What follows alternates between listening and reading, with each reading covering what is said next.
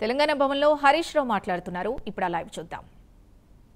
ఇంకా చర్చ ఎక్కడిది, మాట్లాడు ఎక్కడిది? ఇదంతా డ్రామా కంపెనీ. ఇవాళ స్పష్టంగా ఇందులో అర్థమవుతుంది ఏంది? ఎన్టీపీసీ ధర తక్కువ, రాష్ట్రం మీరు జెన్కో పెట్టమన్న మీ పవర్ ప్లాంట్ కాస్ట్ ఎక్కువ. చిన్న పిల్లగాడినైనా చెప్తాడు కదా, 12,23,00,000 తక్కువనా 14 కోట్లు తక్కువనా అని చిన్న పోరన్ని అడిగినా చెప్తాడు కదా. ఎన్టీపీసీదే అగ్గు ఉన్నది, తక్కువ అవుతుందని చెప్తారు ఎవరన్నా.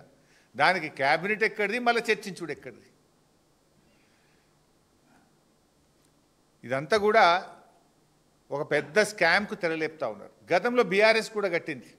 మేము యాదాద్రి థర్మల్ పవర్ ప్లాంట్ కట్టినాం.